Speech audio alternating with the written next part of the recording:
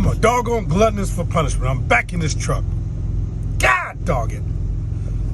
I guess that's what I chose to do, right? Ha! Back in this truck. While I'm in here, I might as well go make some money. Let's do it. All right. Ha! Today I'm going to West Chicago. West Chicago. It is another beef patty place. Now this place is funny because it tells you that you have between midnight and 11 a.m. to get it. Now I fell for this okie doke once before. I fell for it. It said a window was between midnight and 8:30 a.m. The load had to be up in Wisconsin at 11:30. Now it was not even a 200-mile, shucks. It was like 2 hours and change to get there. All right, so I like to be early. I like to leave in enough time just in case something goes down. I don't do it the last minute. I get there at midnight because it said it was a window. It was a preloaded trailer. Trailer's loaded. We're not going to release it until sometime in the morning. What time? I don't know. I don't know what time. What do you mean you don't know what time you're going to release it? Well, I mean, it could be anywhere between 4 and 8:30. Well, that's interesting because the load's got to be where it needs to be by 11:30. Well, that's plenty of time. Yeah, it was ice on the road, black ice. There was a morning where it was raining and snowing mixed. It was freezing. It did it both. Look at this mess right here. Somebody make a decision. All right, I'm gonna back up. I'm gonna let you go so I can go where I gotta go. No, you move first. No, you move first. This stuff didn't go on in the 90s. I promise you it didn't. You gotta go. Look at it. You're gonna squeeze underneath them. I'm telling you, man. I guess y'all see my patience just where I just don't have the patience I used to have no more. I don't have the patience I used to have for truckers. I don't have the patience I used to have for people. I'm serious. Yeah, back to the schedule show. So I fell for that okie doke. I had to sleep on the street. I had to stay long enough to reset my clock so I didn't have the 14-hour bump against me because I had the opportunity to deliver the load in Whitewater, Wisconsin and come back home. So I was able to successfully do that by the hair on my chinny chin. So today, here we are again, going to the same place. The pickup window was between midnight and I believe 11 o'clock today. This load has to be down in the St. Louis area, to be exact, Lebanon, Illinois. Didn't even know there was a Lebanon, Illinois until about a week or two ago. I got to take this down there. Now, mind you, this run from that location, it's about 4 hours and change, 5 hours to be careful. You know what I mean? If you want to put a nail on it. I have to get fuel. I can only get fuel at the place that they told me I can get fuel. So I can't get it now while I have time. I have to get it while in transit with the load. If I leave too early right now, I have the situation of bumping my 14-hour clock.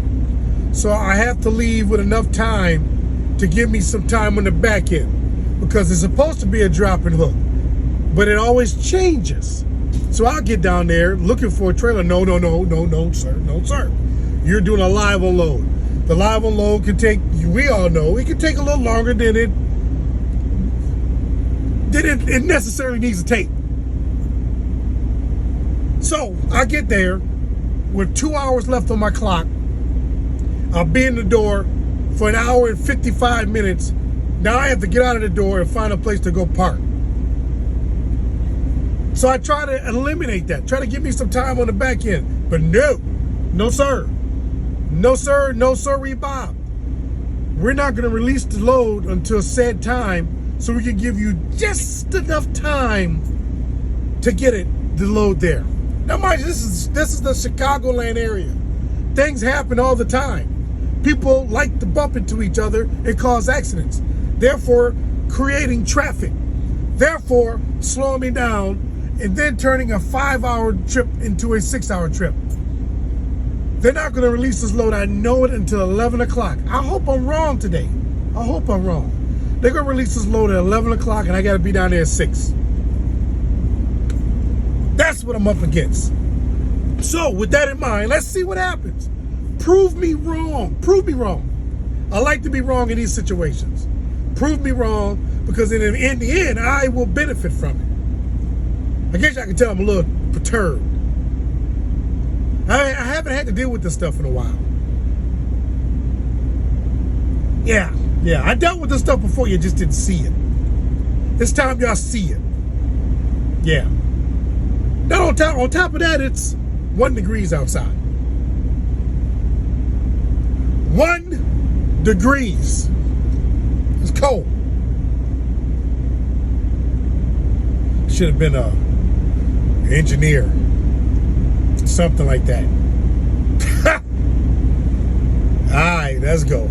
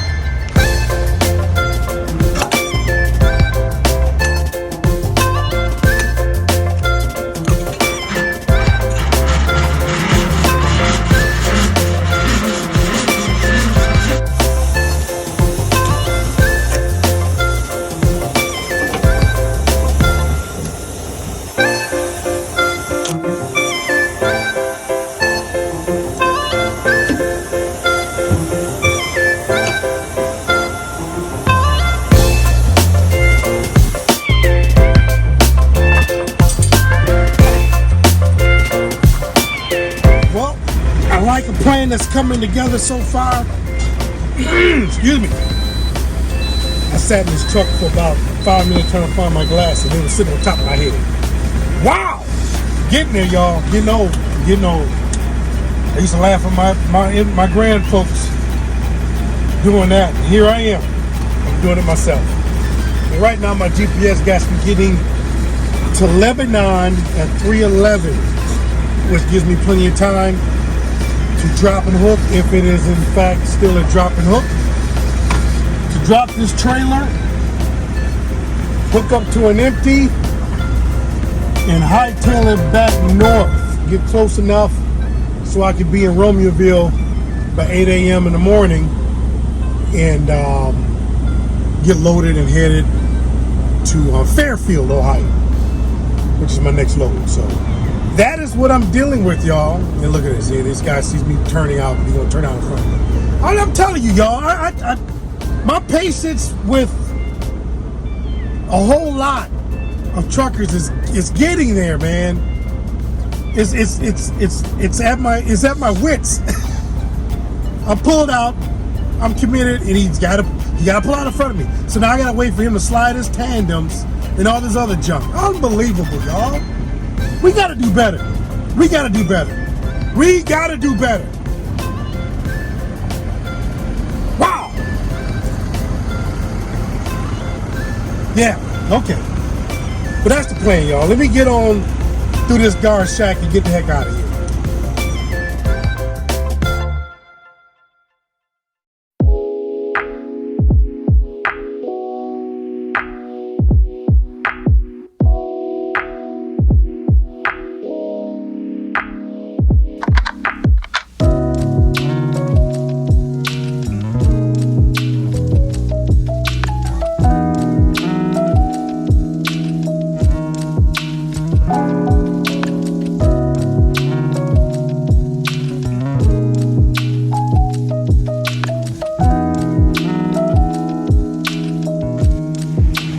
go.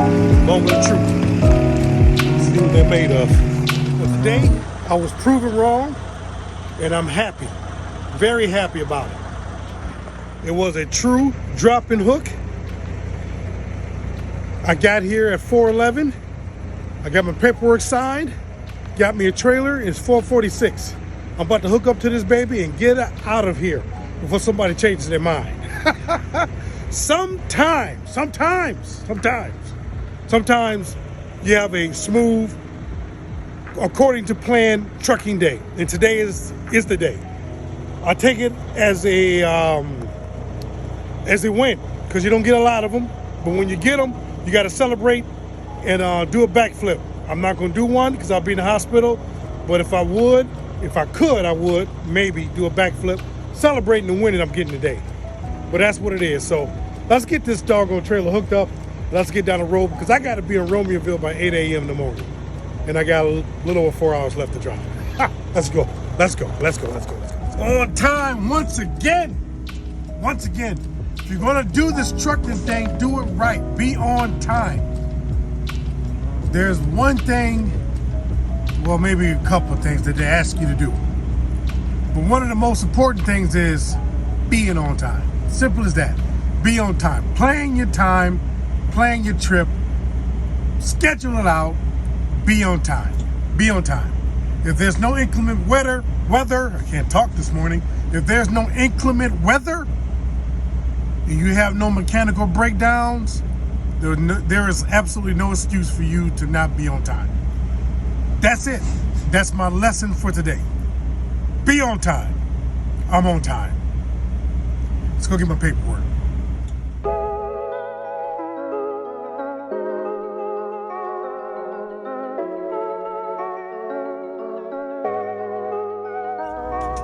Well, this one is done. I arrived to Fairfield, Ohio.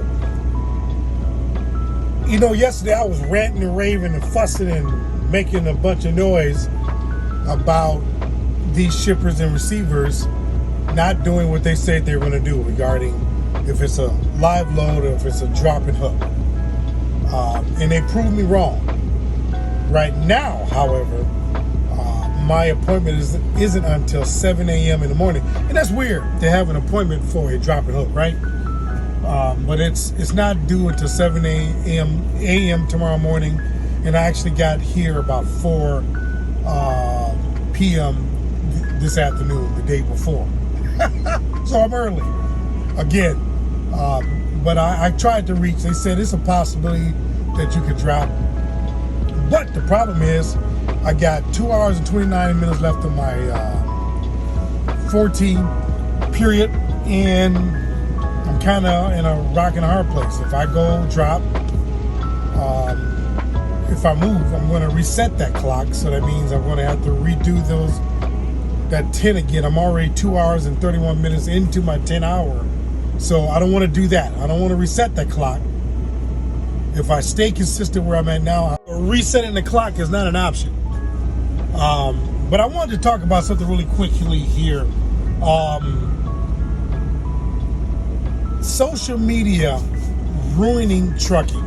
I've been seeing that topic tossed around a lot in the last week. Did social media play a part in the situation that trucking is dealing with right now? The trucking recession, the great trucking recession?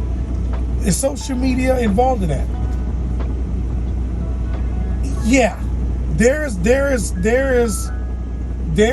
a case in that stating that social media has a nice amount of fault in it, and I take a little bit as well.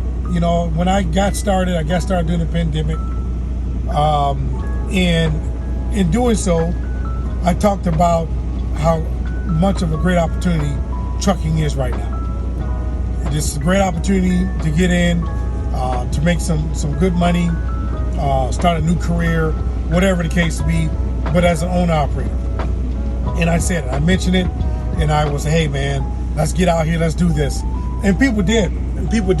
But the people that I shared that information with, they did it the right way. They went and bought a truck, they leased on with a big carrier, and they went out, booked loads, and made good money. And some of them are still out there today doing just that. They're still out there trucking. But then you have the gurus, the trucking gurus, and I'm not targeting the trucking guru. I'm not going there. But the people that call themselves gurus in trucking, that was selling packages, that was selling consulting, that was offering people dispatch courses, teaching folks how to become brokers, basically showing folks how to become middlemen, putting themselves in between the shipper and the truck that was pulling the loads. A lot of middlemen came out during the pandemic, which is why you see a lot of stuff going on right now where, hey, you need to pay to book loads from me. I mean, this stuff is getting way out of hand. Social media had a lot to do with that, because social media let folks know, say, hey, trucking is an opportunity to go do some stuff, even if it's scamming people. Social media, the internet, let folks know, say, oh, wait a minute, let's go check out this trucking business, this trucking thing. We can go run some scams. Trucking ran under the radar for years. Now it's like front and center because of social media. That's just my opinion. A lot of people. I was in Atlanta. It seemed like everybody in Atlanta was a dispatcher or a broker, and that had a lot to do with the gurus out there selling their courses. They made a lot of money selling these courses. How to make money in trucking without a CDL. How to go out and buy a truck, step by step. I mean, you name it, it went on. It is still going on. In spite of what's going on in trucking. If people don't know that there's a trucking recession, all they know is, hey man, go get in trucking. There's opportunity to make money. And they get in and they find out the hard way that it ain't. The opportunities ain't there like it used to be. Yeah, social media had a lot to do with it. Not a lot, but it had a good amount of, they had a lot to do with it. Simple as that. Social media put a spotlight on trucking, and we ain't recovered yet. Hopefully trucking will, but I don't know. It is what it is. There's a book out there called Who Moved My Cheese. If you haven't read that book, it's about 10 pages long. It's not a long book. Really small book, really thin book, but it's so relevant. Who moved my cheese? Give an example. Who moved my cheese?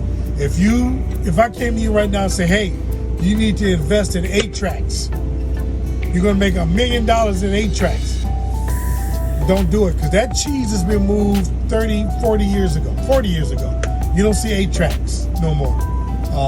You don't see cassettes no more. So industries evolve, industries move. Trucking has a lot of AI involved in it, so you need to figure that out before you get into trucking. How to maneuver and navigate the technology when it comes to trucking. When it comes to just booking a load, it ain't the same way it was 4 years ago, 3 years ago. It's unreal. But yeah, that's my opinion. That's mine. Comment. I love to know what other people feel about this. I love to hear what you all are saying, what you all are thinking. And on top of that, like and subscribe to the channel, especially like. It helps the algorithm, which I don't understand, but it helps the algorithm. But yeah, I appreciate you guys, you all the family.